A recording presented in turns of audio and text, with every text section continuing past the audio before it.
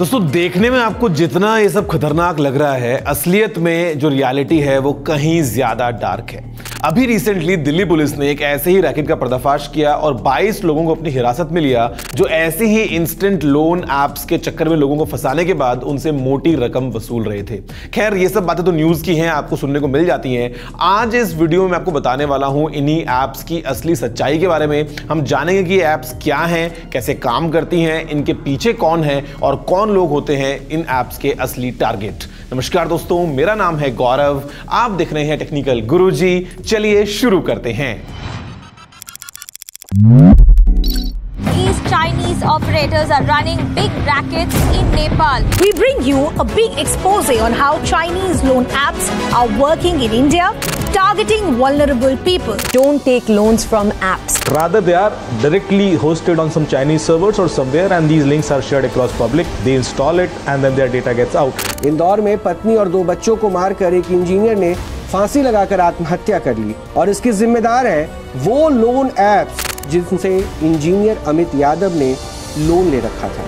अब दोस्तों ये एप्स क्या हैं, थोड़ा सा हम ये समझते हैं। बेसिकली प्ले स्टोर पे आपको ऐसी बहुत सारी हजारों एप्स मिल जाएंगी जो इंस्टेंटली सीधा आपकी फिंगर टिप्स पे बिना आपका सिविल स्कोर चेक किए, बिना किसी कस्टमर वेरिफिकेशन के आपको प्रोवाइड करती हैं छोटी छोटी अमाउंट्स के इंस्टेंट लोन्स। सुन के अच्छा लग रहा होगा, लेकिन रियलिटी कहीं ज्यादा बेकार है।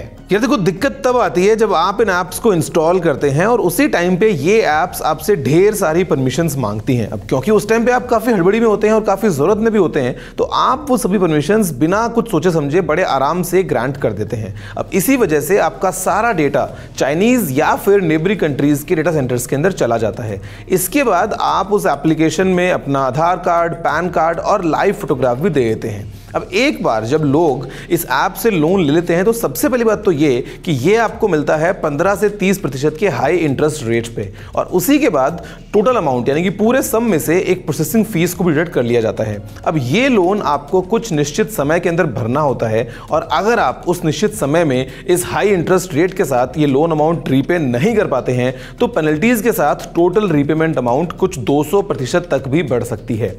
एंड अगर आपने पैसा फिर भी नहीं चुकाया या नहीं चुका पाए, तब होता है एकदम इनका खेल शुरू। बेसिकली अब अगर आप पैसे नहीं दे पाते हैं तो आपको पर्सनल डेटा लीक करने की थ्रेटनिंग कॉल्स आती हैं इन्हीं के कॉल सेंटर्स से, जो कि ऑपरेट किए जाते हैं नेपाल जैसी नेबरिंग कंट्रीज से। और ऐप डाउनलोड करते समय ये आपका सारा डेटा क्योंकि पहले ही एक्सेस कर लेते हैं, तो ये आपके कॉन्टैक्ट्स को भी अब्यूजिव या फिर फॉल कॉल्स और मैसेजेस वगैरह करने लगते हैं। अब इनके पास में आपकी पूरी कॉन्टैक्ट लिस्ट है, आपकी चैट्स हैं और आपकी इमेजेस हैं, और क्योंकि ये सभी इनके सर्वर्स पे अपलोड कर दी गई हैं, तो बेसिकली आपको अब ब्लैकमेल किया जाता है इसी लोन के रीपेमेंट के लिए। और अगर आप लोन पे कर भी दें तो भी फेक आईडीज के द्वारा अलग अलग नंबर से कस्टमर्स को थ्रेटनिंग या फिर अब्यूजिंग कॉल्स किए जाते हैं और ज्यादा पैसों की डिमांड की जाती है। ना ही केवल उस कस्टमर को परेशान करते हैं, बल्कि कॉन्टैक्ट्स लिस्ट में जो भी और फ्रेंड्स या फैमिली मेंबर्स हैं उनको भी कॉन्टैक्ट करते हैं, और इनफैक्ट उनकी पिक्चर्स को मॉर्फ करने के बाद में थ्रेटन भी किया जाता है। अब सोशल फियर और स्टिग्मा की वजह से कस्टमर्स उनको अलग अलग बैंक अकाउंट्स में ये पैसे ट्रांसफर भी कर देते हैं। अब गाइस समझते हैं कि इन एप्स के टारगेट ऑडियंस कौन होते हैं। तो बेसिकली यहां पे ये टारगेट करते हैं यंग जनरेशन को, जो कि काफी ज्यादा इन्वॉल्व है डिजिटल ट्रांजैक्शंस में, और कभी कभार छोटी अमाउंट यानी कि 5-10 हज़ार रुपए के लिए वो अपने घर से पैसे नहीं ले पा रहे हैं, और ऐसे में जब उनको मिल जाती है प्ले स्टोर पर एप्लीकेशन तो वो सोचते हैं कि यहां से हम इंस्टेंटली लोन ले सकते हैं। इसी के साथ साथ ये टारगेट करते हैं काफी एल्डरली लोगों को, टियर 2, टियर 3, टियर 4 सिटीज के काफी उन लोगों को भी जहां पे ज्यादा अवेयरनेस नहीं पहुंची है अभी तक इंटरनेट स्कैम्स या ऐसे ऑनलाइन फ्रॉड्स के बारे में। अब आप सोचते होंगे कि ये एप्स आखिर अपने इन टारगेट यूजर्स तक पहुंच कैसे पाती हैं। तो बेसिकली इन ऐप्स को गूगल प्ले स्टोर पे होस्ट किया जाता है और अलग अलग वेबसाइट्स और एडवर्टाइजमेंट्स के थ्रू लोगों तक रीच बढ़ाई जाती है। इन ऐप्स को गूगल के एसईओ फीचर के थ्रू मार्केट भी किया जाता है। अब इनके एड्स जो है वो पहुंच जाते हैं सीधा इनके टारगेट ऑडियंस तक, जहां पे ये काम में लेते हैं कई बार फेसबुक जैसे सोशल मीडिया प्लेटफॉर्म्स, जहां पे जो रीच है वो टियर 2, टियर 3 सिटीज में काफी ज्यादा बढ़ जाती है। अब अगर हम बात करें कि इन ऐप्स के पीछे कौन है, तो अभी दोस्तों पुलिस ने जितनी भी अपनी इन्वेस्टिगेशंस करी हैं, जितने भी जो हैं वो ऐसे लोगों को अभी तक पकड़ा है, मालूम हमको यही चलता है कि जो सामने आप देखते हैं वो तो ऑफ कोर्स हमारे इंडियन लोग ही हैं, लेकिन जो तार है वो जुड़े होते हैं किसी न किसी चाइनीज से, जो कि सबसे ऊपर है इसी चोटी में। अब यहां पे ये जो एप्स हैं, जिस तरीके से पूरा जाल बुन के बैठी है हमारे देश में, डेफिनेटली लगता है कि ये पड़ोसी देश की कोई साजिश हो सकती है, जहां पे अलग अलग नाम से कंपनीज को एस्टैब्लिश करना, अलग अलग नाम से ऐसी ही हजारों एप्लीकेशंस को प्ले स्टोर पे होस्ट करना और एट द एंड टारगेट बनाना ऐसे ही मासूम इनोसेंट लोगों को। अभी अगर हम माने चंडीगढ़ पुलिस की, तो ये जो ऐसी एप्स का पूरा जाल है, ये कोविड-19 के टाइम पे काफी ज्यादा पॉपुलैरिटी में आया और ये काफी लोगों को अपना शिकार बना रहा था, क्योंकि उस टाइम पे लोगों को जरूरत थी पैसे की और इस छोटी अमाउंट यानी कि 5, 10, 15 हजार रुपए के लिए भी काफी तकलीफों का सामना करना पड़ रहा था।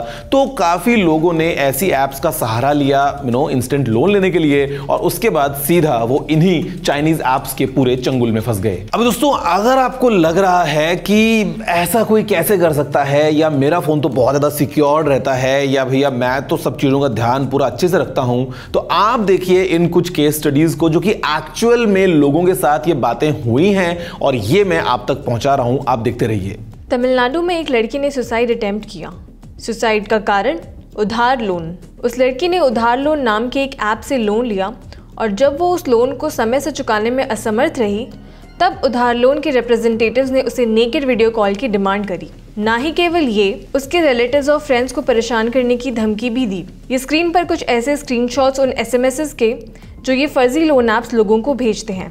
आप देख सकते हैं कैसे इन लोगों के पास आपकी पूरी कॉन्टैक्ट लिस्ट की डिटेल्स भी होती हैं। इन सब से बचिए। तो यार देखो, अब बात करते हैं सीधा मुद्दे की ओर, जानते हैं कि आप क्या कर सकते हैं अगर आपके साथ ऐसा कुछ हो जाता है। अब अगर आप ऐसी किसी ऐप का शिकार हो गए हैं, या कोई आपका दोस्त है जिसको आप जानते हैं कि वो ऐसे किसी चक्कर में फंसा हुआ है, तो सबसे पहली बात, अथॉरिटीज तक पहुंचिए और पुलिस हेल्प लेने से बिल्कुल भी मत डरिए। एक लीगल रूट अपनाइए, क्योंकि ये जो जाल है ये आपकी समझ से कहीं ज्यादा बड़ा हो सकता है। अगर मैं आपसे बात करता हूं इन फ्यूचर प्रिकॉशंस के पॉइंट ऑफ व्यू से, तो आपको ऐसी किसी भी ऐप पे भरोसा नहीं करना है। स्पेशली वो ऐप्स जो आपको लोन देने का वादा करती हैं बिना किसी क्रेडिट स्कोर को चेक किए, बिना किसी आपकी आईडी वेरिफिकेशन के, हाथों हाथ जो आपको पैसा देने का वादा करती हैं ऐप्स, उन पे भरोसा नहीं करना है। और आपको सबसे पहले ये चेक करना है कि क्या वो आरबीआई अप्रूव्ड हैं भी या नहीं, उनके ऑफिस की फिजिकल लोकेशन क्या है, उनका कंपनी आइडेंटिफिकेशन नंबर क्या है। ये सब जानकारी लेने के बाद ही आप आगे बढ़िए लोन लेने के लिए। फिर अगर हम बात करते हैं ऐसी किसी ऐप को इंस्टॉल करते समय, तो आपको ध्यान रखना है कि आप उनको क्या परमिशन दे रहे हैं और क्या नहीं, क्योंकि आपका एक यस या एक अलाउ पे टिक करना सीधा आपके फोन के सारे डेटा को इन ऐप्स के पास पहुंचा सकता है, और यह बाद में आपके लिए बहुत ज्यादा खतरनाक साबित हो सकता है। तो बेसिकली ऐसी जो चारों तरफ ऐप्स फैली हैं प्ले स्टोर पे या इंटरनेट पे और 50 जगहों पे, आपको इनसे बचे रहना है, इन्हीं सब बातों का ध्यान रखते हुए। दोस्तों अभी आप स्क्रीन पे देख पा रहे हैं ऐसे ही कुछ ऐप्स के नाम, और ये लिस्ट वैसे बहुत लंबी हो सकती है। फिलहाल आपके साथ जो शेयर की जा रही है वो है इनमें से कुछ पॉपुलर ऐप्स। बेसिकली आपको बचे रहना है ऐसी किसी भी इंस्टेंट लोन वाली एप्लीकेशन से। अब देखो यार, यहां पे इस वीडियो में तो हमने खैर कुछ केसेस के बारे में जाना है, लेकिन आप सोच के देखिए कि जब इन ऐप्स के हजारों लाखों डाउनलोड्स होते हैं तो विक्टिम्स की संख्या कितनी ज्यादा होती होगी। अगर आप अपने आसपास पूछे तो शायद आपको बहुत से एग्जांपल्स मिल जाएंगे। ऐसे में मेरी अथॉरिटीज और गवर्नमेंट से यही रिक्वेस्ट है कि जितना ज्यादा हो सके लोगों को अवेयर किया जाए। ऐसे ही स्कैम्स के लिए हम यूज कर सकते हैं #ScamLiteracy, और हम बेसिकली अपने आसपास बच्चों को, बड़ों को, उन सभी लोगों को अवेयर कर सकते हैं जो शायद ऐसी ऐप्स का एक पोटेंशियल टारगेट हो सकते हैं। एंड होपफुली शायद हम फ्यूचर में कभी एक स्कैम फ्री वर्ल्ड बना पाए हमारे चारों तरफ इसी डिजिटल दुनिया में। दोस्तों मैं आपसे मिलता हूं अगले वीडियो में। जय हिंद, वंदे मातरम।